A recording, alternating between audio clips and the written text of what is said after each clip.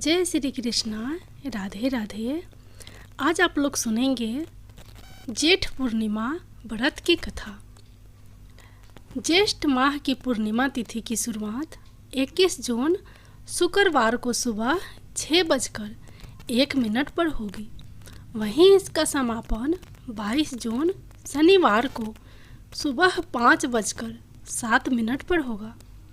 ऐसे में ज्येष्ठ पूर्णिमा 22 जून शनिवार के दिन मनाई जाएगी, लेकिन इसका व्रत 21 जून को किया जाएगा। इस दिन बट पूर्णिमा व्रत और संत कबीरदास जयंती का पर्व भी मनाया जाता है। तो चलिए सुनते हैं पूर्णिमा व्रत की कथा। पूर्णिमा पर लक्ष्मी नारायण व्रत करने का बहुत महत्व है। भगवान विष्णु की पूजा करने से सभी सांसारिक दुखों का नाश होता है और सुखों की प्राप्ति होती है। इस दिन पवित्र नदियों में स्नान करने, व्रत एवं दान पुण्य करने से पुण्य फलों की प्राप्ति होती है।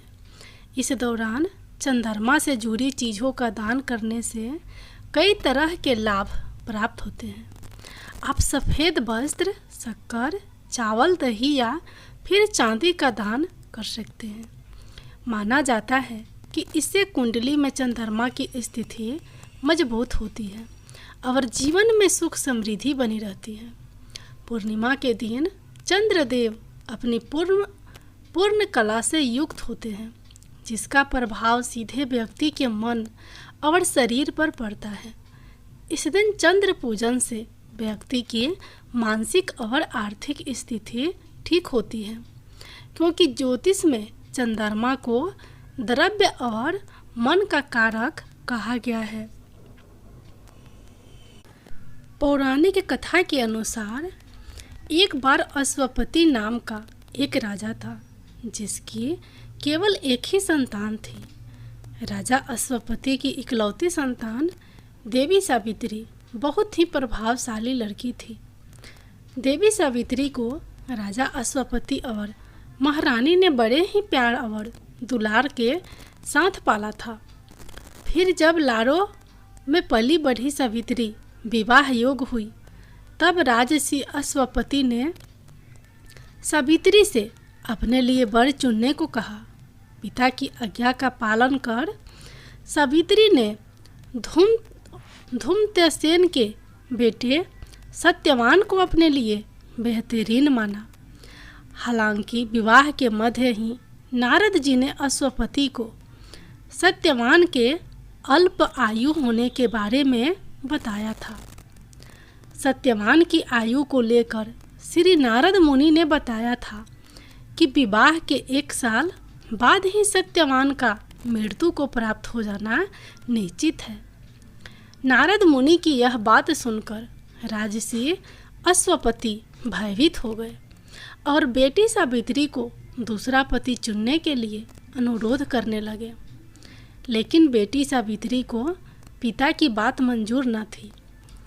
बेटी तक हट के आगे राजा अश्वपति की एक ना चली और फिर उसके बाद ही निश्चित समय पर सावित्री का विवाह सत्यवान से विधि पूर्वक संपन्न हो गया। शादी के बाद सावित्री सत्यवान और उसके माता पिता के साथ जंगल में रहने लगी। देवी सावित्री अपने पति सत्यवान की लंबी आयु के लिए रोज ही विधिवत तरीके से व्रत रखने लगी। लेकिन जब नारद मुनि की भविष्यवाणी के अनुसार जब सत्यवान के जीवन का अंतिम दिन आया, तो उस दिन सावित्री भी उनके साथ लकड़ी काटने बन गई थी। लकड़ी काटने के लिए सत्यवान एक पेड़ पर चढ़ने लगे। तभी उनके सिर में तेज दर्द हुआ। दर्द के कराह कर सत्यवान पेड़ से नीचे उतरे और एक घनी छाया वाले बरगद के पेड़ के नीचे पत्नी सावित्री की गोद में लेट गए। पत्नी की गोद में लेटे लेटे ही सत्यवान ने अपने प्राण त्याग दिए। फिर उसके बाद सत्यवान के प्राण लेने के लिए यमराज का आगमन हुआ। जब यमराज सत्यवान के प्राण लेकर जाने लगे, तो सावित्री भी उन्हीं के साथ चलने लगी।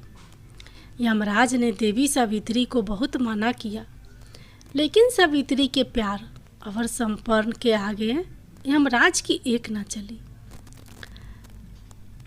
सावित्री की जिद देखते हुए यमराज ने उनसे कोई भी 3 वरदान मांगने को कहा। यमराज द्वारा कही गई शर्त की ये बातें सुनकर सावित्री ने 100 पुत्रों की माता बनने का, अपनी कोख से जन्म देने का वरदान मांग लिया। लेकिन यमराज द्वारा दिया गया ये वरदान तभी पूरा होकर फलित हो पाता जब यमराज उसके पति सत्यवान को जिंदा कर देते हैं। अब यमराज सावित्री को दिए गए अपने वचन से बंधे हुए थे। उसी वचन का मान रखते हुए उन्होंने सावित्री के पति सत्यवान के प्राण दोबारा लौटा दिए। प्राण लौटाने के बाद सत्यवान फिर से जीवित हो उठे। तभी से सभी सुहागिन महिलाएं हर साल ज्येष्ठ पूर्णिमा के दिन ये सिद्ध व्रत रखती है ताकि उनके भी पति की आयु लंबी हो और उन्हें सुखी दाम्पत्य जीवन का आशीर्वाद प्राप्त हो। एक बार प्रेम से बोलिए विष्णु भगवान की जय, माता लक्ष्मी की जय। अब आप लोग सुनिए 12 महीना सुने जाने वाली पूर्णिमा व्रत की कथा। द्वापर युग में एक समय की बात है कि यशोदा जी ने कृष्ण से कहा, हे कृष्ण, तुम सारे संसार के उत्पन्न करता पोषण तथा उसके संहार करता हो। आज कोई ऐसा व्रत मुझसे कहो जिसके करने से मृत्यु लोक में स्त्रियां को विधवा होने का भय ना रहे तथा यह व्रत सभी मनुष्यों की मनोकामना पूर्ण करने वाला हो। श्री कृष्ण कहने लगे, हे माता, तुमने अति सुंदर प्रश्न किया है। मैं तुमसे ऐसे ही व्रत को सविस्तार कहता हूँ। सौभाग्य की प्राप्ति के लिए स्त्रियों को अर्थात 32 पूर्णिमाओं का व्रत करना चाहिए। इस व्रत को करने से स्त्रियों को सौभाग्य संपत्ति मिलती है। यह व्रत अचल सौभाग्य को देने वाला और भगवान शंकर के प्रति मनुष्य मात्र की भक्ति को बढ़ाने वाला है। यशोदा जी कहने लगी, हे कृष्ण, सर्वप्रथम इस व्रत को मृत्युलोक में किसने किया था? इसके विषय विस्तार पूर्वक मुझसे कहो। श्री कृष्ण जी कहने लगे कि इस भूमंडल पर एक अत्यंत प्रसिद्ध राजा चंद्रहास से पलित अनेक प्रकार के रत्नों से परिपूर्ण कतिका नाम की एक नगरी थी। वहाँ धनेश्वर नाम का एक ब्राह्मण था और इसकी स्त्री अति सुशील रूपवती थी। दोनों ही उस नगरी में बड़े प्रेम से साथ रहते थे। घर में धन धान्य आदि की कोई कमी नहीं थी। उनको एक बड़ा दुख था, उनके कोई संतान नहीं थी, जिस वजह से वह बहुत दुखी रहते थे। एक दिन एक बड़ा तपस्वी योगी उस नगरी में आया। वह योगी बाकी सभी घरों से भिक्षा मांगकर भोजन किया करता था, लेकिन उस ब्राह्मण के घर से भिक्षा नहीं मांगा करता था। एक दिन योगी गंगा किनारे भिक्षा मांगकर प्रेम पूर्वक खा रहा था कि धनेश्वर ने योगी को यह सब करते देख लिया। सब कार्य किसी प्रकार से देख लिया। अपनी भिक्षा अनादर से दुखी होकर धनेश्वर योगी से बोले, और सभी घरों से भिक्षा लेते हैं परंतु मेरे घर की भिक्षा कभी नहीं लेते, इसका कारण क्या है? योगी कहने लगा कि आपके धर्म हमें इस बात की आज्ञा नहीं देता है, क्योंकि अभी आप गृहस्थ जीवन में एक सुख से वंचित हैं। आपके घर संतान होने पर मैं आपके घर से भी भिक्षा स्वीकार कर लूँगा। उन्होंने कहा कि जिसे संतान नहीं है उसके घर से भिक्षा लेने से मेरे भी पतित हो जाने का भय है। धनेश्वर यह सब बात सुनकर बहुत दुखी हुआ और हाथ जोड़कर योगी के पैरों पर गिर पड़ा। तथा दुखी मन से कहने लगा कि आप मुझे संतान प्राप्ति के उपाय बताएं। आप स्वर्गीय हैं, मुझ पर अवश्य ही यह कृपा कीजिए। धन की मेरे घर में कोई कमी नहीं है, लेकिन मैं संतान न होने के कारण अत्यंत दुखी हूँ। आप मेरे इस दुख का कारण कीजिए, दुख का हरण कीजिए। यह सुनकर योगी कहने लगे, तुम चंडी की आराधना करो। घर पहुंचकर उन्होंने यह सारी बात अपनी पत्नी को बताई और खुद वन में चला गया। वन में पहुंचकर उसने चंडी की आराधना की और उपवास किया। चंडी ने 16 दिन उसको सपने में दर्शन दिए और कहा कि हे धनेश्वर, जा, तेरे पुत्र होगा, लेकिन उसकी आयु सिर्फ 16 वर्ष होगी। 16 वर्ष की आयु में ही उसकी मृत्यु हो जाएगी। अगर तुम दोनों स्त्री और पुरुष 32 पूर्णिमाओं को व्रत करोगे तो यह दीर्घ आयु हो जाएगा। जितनी तुम्हारा समर्थ हो उतने आँचे के दिए जलाकर शिवजी का पूजन करना, लेकिन पूर्णमासी 32 ही होनी चाहिए। सुबह होती ही तुम्हें इस स्थान के पास एक आम का पेड़ दिखाई देगा। उस पर चढ़कर एक फल तोड़कर अपने घर चले जाना। अपनी स्त्री का इस बारे में बताना। सुबह स्नान होने के बाद वह स्वच्छ होकर शंकर जी का ध्यान करके उस फल को खा लेगी। तब शंकर भगवान की कृपा से उसको गर्भ हो जाएगा। जब ब्राह्मण सुबह उठा तो उसे उस स्थान पर आम का पेड़ दिखाई दिया और वह उससे फल तोड़ने के चढ़ा, लेकिन वह पेड़ पर चढ़ नहीं पा रहा था। यह देखकर उसे बड़ी चिंता हुई। उसने भगवान गणेश की उपासना की और कहा, हे दयानिधि, अपने भक्तों के विघ्नों को नाश करके उनके मंगल कार्य को करने वाले, दुष्ट का नाश करने वाले, रिद्धि सीधी देने वाले, आप मुझे इतना बल दे कि मैं अपनी मनोकामना पूरी कर सकूं। इसके बाद वह पेड़ से फल तोड़कर अपनी पत्नी के पास पहुंचा। उसकी पत्नी ने अपने पति से कहे अनुसार इस फल को खा लिया और वह गर्भवती हो गई। देवी की कृपा से उसे बहुत सुंदर पुत्र पैदा हुआ। उसका नाम उन्होंने देवी दास रखा। माता पिता के हर्ष और शोक के साथ वह बाल बढ़ने लगा। भगवान की कृपा से बालक बहुत ही सुंदर था, सुशील और पढ़ाई लिखाई में भी बहुत ही निपुण था। दुर्गा जी के कथा अनुसार उसकी माता से 32 पूर्णमासी का व्रत रखा। जैसे ही 16वां वर्ग लगा, दोनों पति पत्नी बहुत दुखी हुए, कहीं उनके पुत्र की मृत्यु ना हो जाए। उन्होंने सोचा कि अगर उनके सामने यह सब हुआ तो वह कैसे देख पाएंगे। तभी उन्होंने देवीदास के मामा को बुलाया और 1 वर्ष के लिए देवीदास को काशी में पढ़ने के लिए भेज दिया। 1 वर्ष के बाद उसे वापस लेकर आ जाना। देवीदास अपने माता के साथ एक घोड़े पर सवार होकर चल दिया। उसके मामा को भी यह बात पता नहीं था। दोनों पति पत्नी 32 पूर्णमासी का व्रत पूरा किया। दूसरी तरफ मामा और भांजा दोनों रात गुजारने के लिए रास्ते में एक गांव में रुके। उस दिन उस गांव में ब्राह्मण की कन्या का विवाह होने वाला था। जिस धर्मशाला में बड़ और बारात के बाकी लोग रुके हुए थे, उसी धर्मशाला में देवीदास और उसका मामा ठहर गए। उधर कन्या को तेल आदि चढ़ने के बाद जब लगन का समय आया तो वर की तबीयत खराब हो गई। वर के पिता ने अपने परिवार वालों से विचार विमर्श करके कहा कि यह देवीदास मेरे पुत्र जैसा ही है, मैं इसके साथ लगन करा दूं और बाद में बाकी सारे काम मेरे बेटे के साथ पूरे हो जाएंगे। ऐसे कहने के बाद वर के पिता देवीदास को मांगने के लिए उसके मामा के पास गए और उन्हें सारी बात बताई। मामा ने कहा कि कन्यादान में जो कुछ भी मिलेगा वो हमें दे दिया जाए। वर के पिता ने बात स्वीकार कर ली। इसके बाद देवीदास का विवाह कन्या के साथ संपन्न हो गया।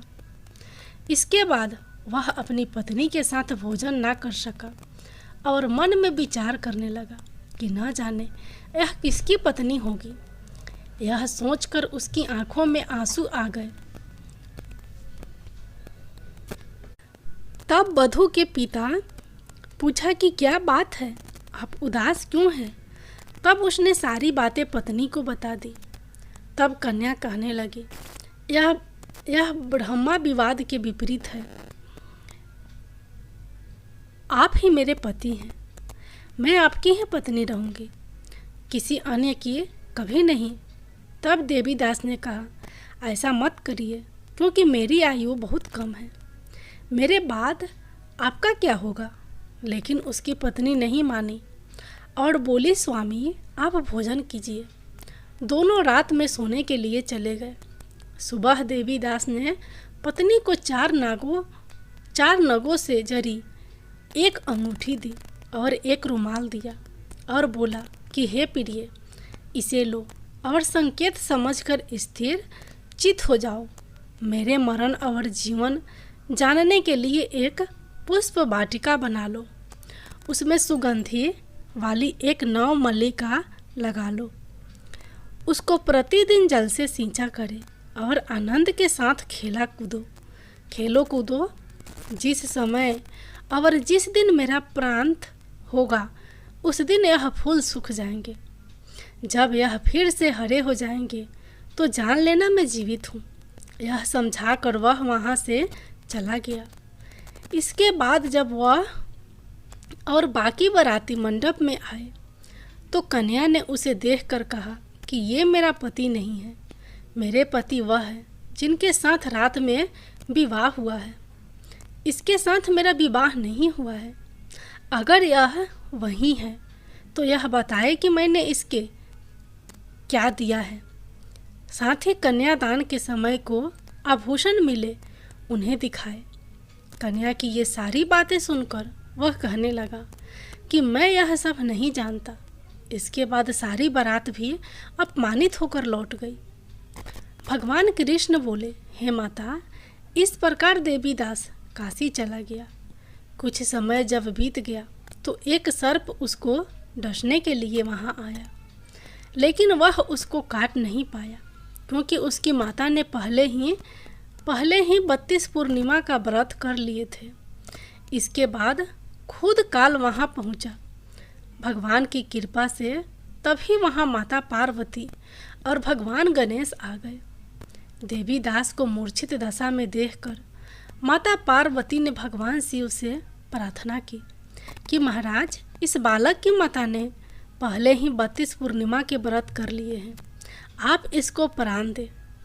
भगवान शिव ने माता पार्वती के कहने पर उसे प्राण दान दे दिया। उधर उसकी पत्नी उसके काल की प्रतीक्षा कर रही थी। उसकी पत्नी ने जाकर देखा कि पुष्प और पत्र दोनों ही नहीं है, तो उसको बहुत आश्चर्य हुआ। और जब उसने देखा कि पुष्प वाटिका फिर से हरी हो गई तो वह समझ गई कि उसका पति जिंदा हो गया है। इसके बाद वह बहुत ही प्रसन्न होकर अपने पिता से कहने लगी कि मेरे पति जीवित हैं, उनको ढूंढिए। जब 16वां वर्ष व्यतीत हो गया तो देवीदास भी अपने मामा के साथ काशी चल दिया। इधर उसकी पत्नी के परिवार वालों उन्हें ढूंढने के लिए जा ही रहे थे कि उन्होंने देखा कि देवीदास और उसका मामा उधर ही आ रहे थे। उसको देखकर उनके ससुर बहुत प्रसन्न हुए और उसे अपने घर ले आए। वहाँ सारा वगड़ इकट्ठा हो गया और कन्या ने भी उसे पहचान लिया। देवीदास ने इसके बाद अपनी पत्नी और मामा को लेकर वहाँ से चल दिया। उसके ससुर ने भी उसे बहुत धन दहेज दिया। जब वह अपने घर की तरफ चल रहा था तो उसके माता पिता को लोगों ने खबर कर दी, तुम्हारा पुत्र देवीदास अपनी पत्नी और मामा के साथ आ रहा है। ऐसा समाचार सुनकर पहले तो उन्हें विश्वास नहीं हुआ, लेकिन जब देवीदास आया और उसने अपने माता पिता के पैर छुए तो देवीदास के माता पिता ने उनका माथा चूमा और दोनों को अपने सीने से लगा लिया। दोनों के आने के खुशी में धनेश्वर ने बहुत दान दक्षिणा ब्राह्मणों को दी। श्री कृष्ण जी कहने लगे कि इस तरह धनेश्वर को 32 पूर्णिमा का व्रत के प्रभाव से संतान प्राप्त हुई। जो स्त्रियां इस व्रत को करती हैं वह जन्म जन्मांतरों तक वैधव्य का दुख नहीं भोगती हैं और सदैव सौभाग्यवती रहती है। यह मेरा वचन है। यह व्रत संतान देने वाला और सभी मनोकामनाओं को पूरा करने वाला है।